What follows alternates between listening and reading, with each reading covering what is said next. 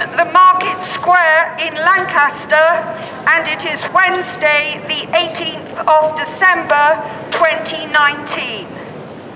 Exactly 1 year ago today, I stood on the green opposite Parliament and gave a talk about a political UK prisoner.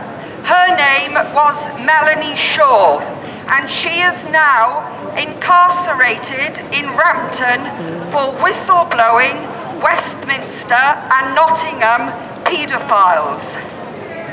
Today, I would like to tell you about a local political prisoner. She is incarcerated here in Lancaster, and her name is Carol Woods. Carol Woods is a divorced mother of 4 and a grandmother of 5.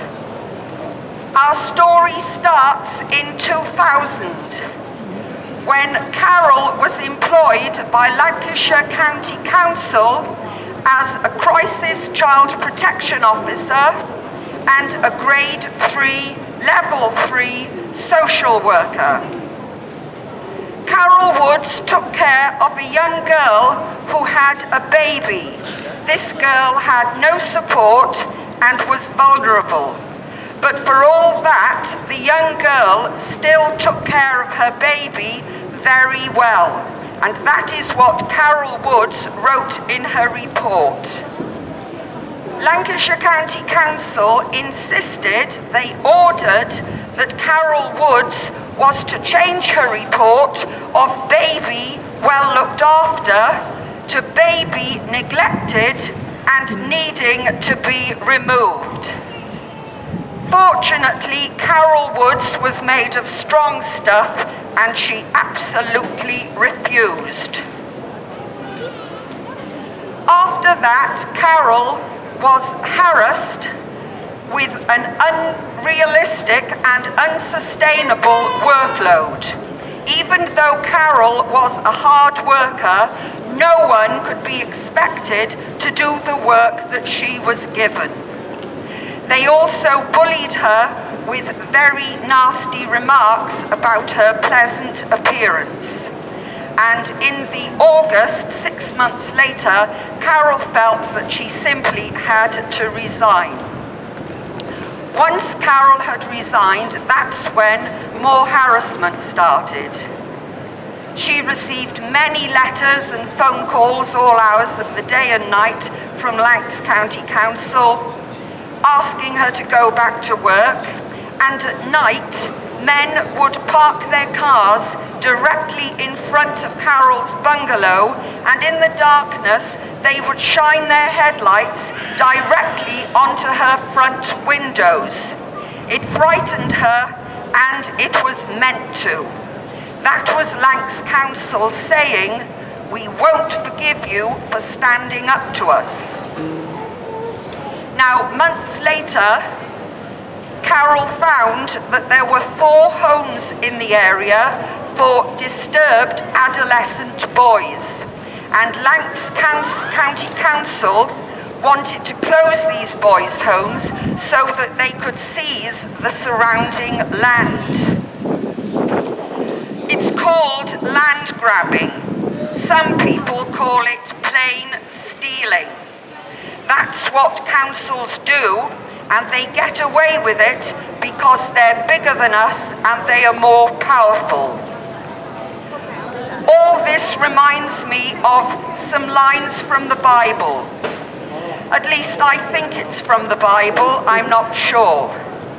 I think it's from the Law According to Simon. And the lines are, "What profit a man if he gain the whole world, but sell his soul to the devil? What profit a man if he gain the whole world, but sell his soul to the devil?" So let me get on. Carol eventually brought a tribunal against for constructive dismissal against Lancs Council, and she won it. Now, in 2003,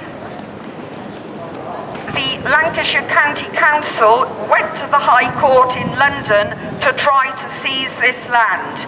And who should represent them? It was one Sherry Blair, whom Carol says told many lies. Sometime after that, Carol's complaints about the Lancashire Council landed in the lap of a High Court judge, and he passed the matter to a man called Mike Todd. Now in those days, Mr. Mike Todd was the Chief Constable for Greater Manchester Police, and he looked at Carol's paperwork and he could see that the matter needed investigating because Carol's complaints held water and they were perfectly valid. And I'm sorry to tell you that although it is known that Mr. Mike Todd had issues of his own, Mike Todd was found dead on Mount Snowdon in 2008. The pathologist couldn't find a cause of death, so he recorded the cause of death as death due to exposure. It was considered to be a very mysterious death, and all I can say is that is what happens when you try to help a whistleblower. Sometime after that, Carol's front door was smashed down one day by a group of police. They rushed into her house with electric drills. Now you might think it's a funny thing to rush into someone's house with electric drills. They said that they were looking for documents which Carol was hiding from them. With those electric drills, they trashed Carol's house, and at the end of the day, some of you will not believe this, but I'm afraid it is true. With their electric drills, they removed all Carol's double-glazed windows, leaving her rooms open to the elements. There never were any hidden documents. The police knew that. They were merely doing it to frighten and harass Carol Woods. Now I want to tell you a little bit, please, about how the police and councils can make people disappear.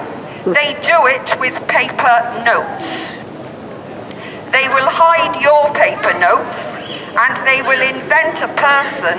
In this case, it was an unknown lady, her photograph, and they put details up against that photograph of a Caroline or a Catherine or a Kirsty or a Carol with an E, and our Carol Woods is Carol without the E, and she's Woods with the S. So they took Kirsty or Caroline or Carol or anybody else, Christine, anyone else, and they put it up against the surname Wood, and they wrote down that this lady was unmarried with 2 children, whereas Carol is divorced with 4 grown-up children. They said this lady was uneducated, whereas Carol is very educated and very well qualified. Before she became a social worker, she was a qualified teacher. They said that this lady they had invented was a hardened drinker and a smoker, whereas Carol does not drink or smoke. And sometime later, Carol went missing, and her family reported her to the police as missing, and Lancaster police actually said, sorry, we don't have a Carol Woods, who used to be a social worker living in a bungalow on her own. We have a Kirsty or a Christine Wood, but I'm afraid that's the best we can do. Imagine how devastating it must have felt to be told that your own mother doesn't exist. Now there was a ray of hope in the October 2011 when Carol found out about a Mr. Norman Baker. In those days, he was the MP for Lewes or Lewis in East Sussex. And the interesting part of Mr. Norman Baker MP was that he liked nothing better than to cut through the lies and obfuscation and rumour concerning a mystery. And he actually wrote a book about the rather mysterious death of Dr. David Kelly. So Carol was told that she needed to reside in Lewes. So off she went, she rented a room, and the day arrived when she had an appointment to see MP Mr. Norman Baker. But did anyone really think this was going to end well? Of course it didn't. As soon as Carol arrived at his surgery offices, she was arrested by the police. Now I want to do a quick review at this stage, please, to tell you what Carol has been through since 2000. Carol has been falsely arrested more than 18 times by the police. It was all done to upset and harass her.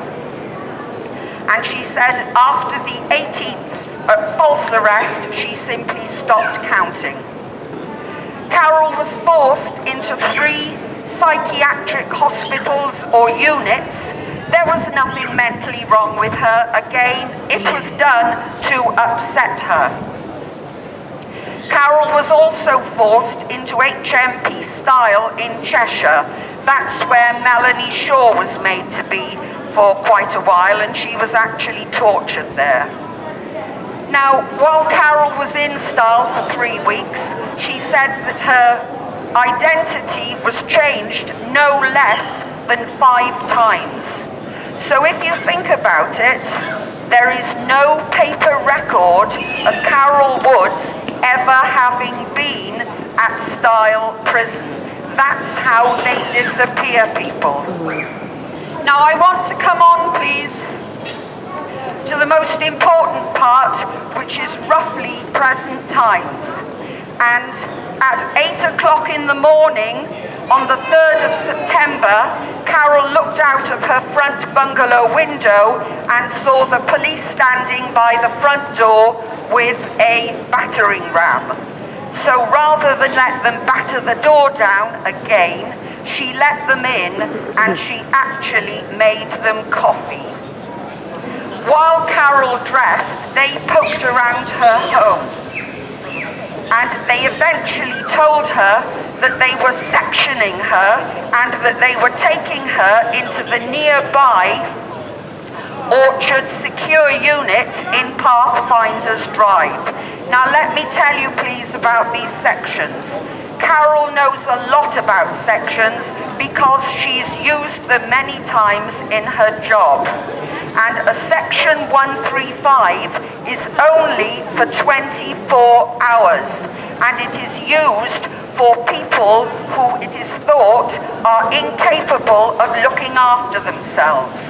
Maybe they don't wash, they don't feed themselves, they can't look after themselves properly on their own. And they said they were taking Carol into the orchard to assess her. Well, Carol is absolutely the last person who could be considered incapable. She is an extremely bright and determined lady. She always has been. So Carol thought, well, it's only going to be for 24 hours, and they'll soon see that I'm very capable, and I'll be home here this time tomorrow anyway, so come on, we may as well get on with it. And she allowed them to take her into the orchard, where she has never been released since. Now I want to tell you please what happens when somebody is taken in to hospital as an emergency. They are given a complimentary pack of soap, toothpaste and toothbrush. It's just something to tide them over until toiletries can be got to them. For Carol Woods, I'm afraid, there were no complimentary toiletries, None were given to her, and Carol had to go a few days without washing or brushing her teeth. Imagine how uncomfortable and unpleasant that must have been. Now, after a while, I was told by a member of staff that Carol was now on a section 2, which is for 4 weeks, and again, it's for assessment purposes. There never was a section 135, there never was a section 2. The section 135 is a multicolored document, and they always give the pink copy to the patient.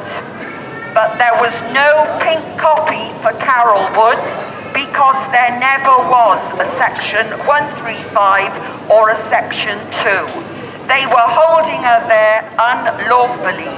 They had abducted her. Now let me tell you please about some of the lies that have been told to me by the orchard staff. In a phone call to the matron Margaret Jenkins assured me that she'd been to town, bought toiletries for Carol and given them to her. Carol has a dairy allergy, which if it's not catered for will bring her out in a facial rash.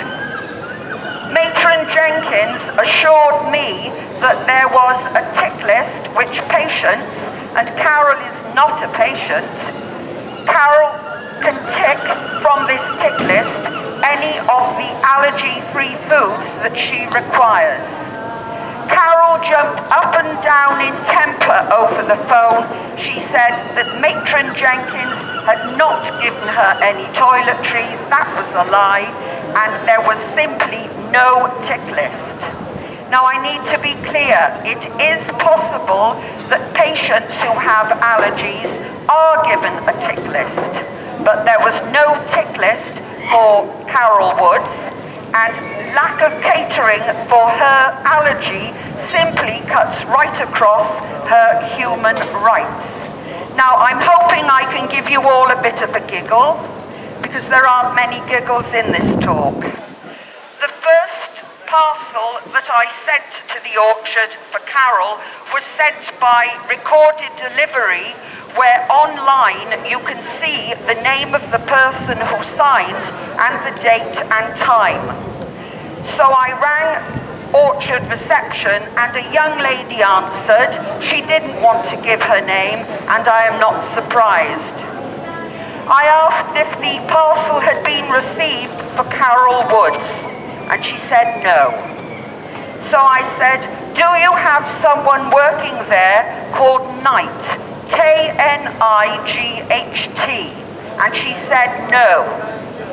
So I said, well, that's very strange, because someone called Knight signed for the parcel yesterday.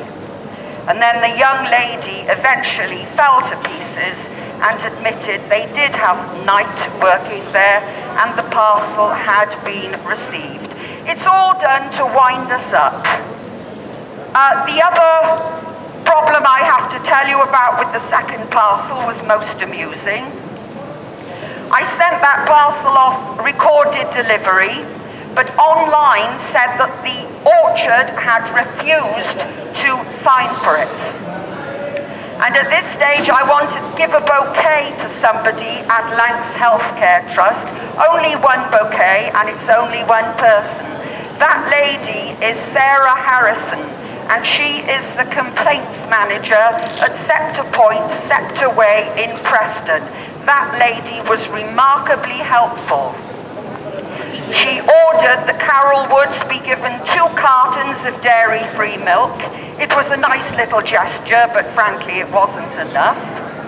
And Sarah Harrison made somebody at the orchard run down to the delivery office in Fenton Street, retrieve the parcel, run back to the orchard, give it to Carol, and Carol actually thanked me for it and sent the letter back the same day. So thank you very much, Sarah Harrison, you've been wonderful. You also told me that the letter I wrote to the CEO of the orchard, that is Ms. Caroline Donovan, Caroline Donovan never replied. And Sarah Harrison said, well, Caroline Donovan never replies to any letters. There is a lady there called Ursula Martin, whose job it is to reply to letters, but Ursula Martin didn't reply to me either. You do tend to wonder what on earth is going on at these departments. Now, I want to come on, please, to a lady who is the psychiatrist for Carol Woods, bearing in mind that Carol Woods doesn't need a psychiatrist. This is an Asian lady, and she is called Rhoti, R-H-O-T-I, Nella Panini. Now, Ms. Nella Panini has distinguished herself by being struck off by the General Medical Council for failing to pay her annual registration fee. I'm told it is a crime to practice if you don't pay your registration fee. And once Rhoti Nella Panini had paid, she was reinstated by the GMC. Now, what happens when someone is under the care of a psychiatrist? First of all, the psychiatrist has to have a chat or an interview with the patient to arrive at an assessment and then to arrive at a diagnosis, and after that to prescribe sometimes tablets or another therapy. Well, Carol Woods never ever had a chat with the psychiatrist Rhoti Nella Panini. And when Carol asked why, Ms. Nella Panini said, I don't need to speak to you, I've read your notes. But there were no notes. So then Carol said, well, come on, what's your diagnosis?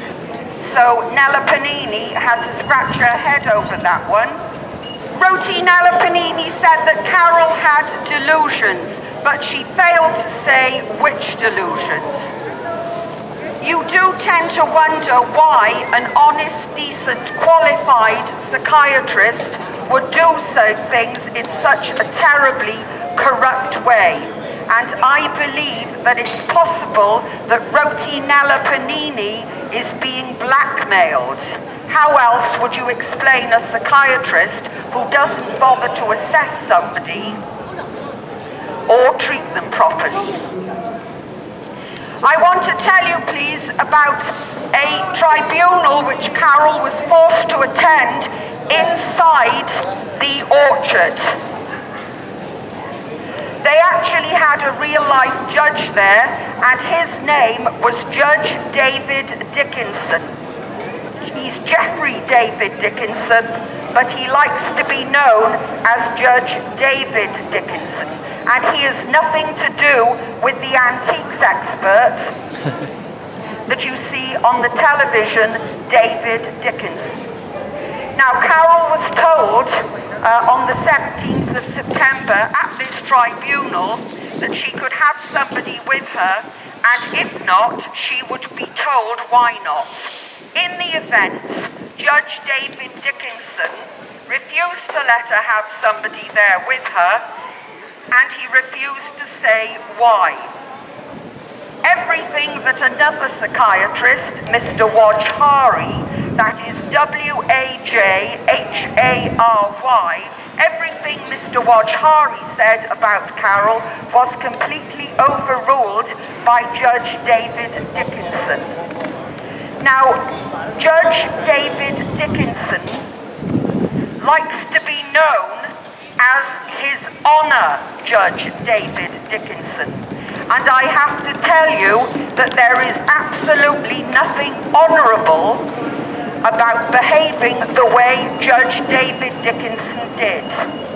That tribunal was a complete farce, and you can see a video of it afterwards. Carol talks to some ladies afterwards. She answers questions about it, and it's on video. If you Google Carol Woods Orchard Tribunal, you'll be able to see it for yourselves. Judge David Dickinson You are an absolute disgrace, and the judiciary in this country is very corrupt. Now then, I want to come on to something rather unpleasant. Some of you may find it amusing, but eventually Rotinella Panini told Carol that she was going to have to take a schizophrenic tablet called olanzapine. Carol wasn't a schizophrenic, but she was still going to have to take this tablet every day by mouth. There was a choice. Carol was told, if you don't want to take the tablet by mouth, well, don't worry, because we'll hold you down and forcibly inject you. Think how terribly unpleasant that would be. It sounds like something that they do in third world countries, not in the UK. Right, I'm coming to the end now, ladies and gentlemen. We are indebted, as always, to Mr. Brian Gerrish, who runs the UK column. He's interviewed Carol many times. If you Google Brian Gerrish, Carol Woods, and the interview at the UK column, and something that's quite amusing, later on I'm going to be putting up posters of Carol, and one of them, the top of Carol's head in the photograph has been sliced off. We're blaming Mr. Brian Gerrish for that because he took the photograph immediately after he interviewed Carol. At today's date, Carol remains in the orchard. Things are very, very grim for her. She's been stopped from having visitors. She used to have one good friend who was a visitor. That has now stopped. She's also been told that the mobile phone that was given to her by her very good friend, that has been confiscated, and I'm told that the patient's phone in the corridor has now been ripped off the wall. Fancy doing that.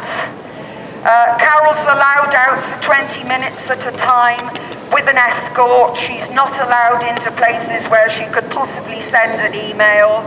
And the last I've heard from them is that my Christmas parcel to Carol was refused by the orchard, and again it was sent back to the delivery office in Fenton Street, so I now have to go down there this afternoon and try to retrieve it.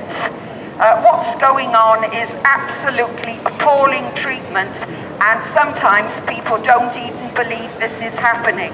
Well, I'm afraid this is happening right under your noses in Lancaster. I will thank you all for listening. If you could all get a card off to Carol Woods at the Orchard Secure Unit in Pathfinders Drive, Lancaster, maybe they will give it to Carol and it will cheer her up. Ladies and gentlemen, thanks very much for putting up with me. I am most grateful to you. This is Laura Thomas for Carol Woods in the Market Square, Lancaster. Good morning.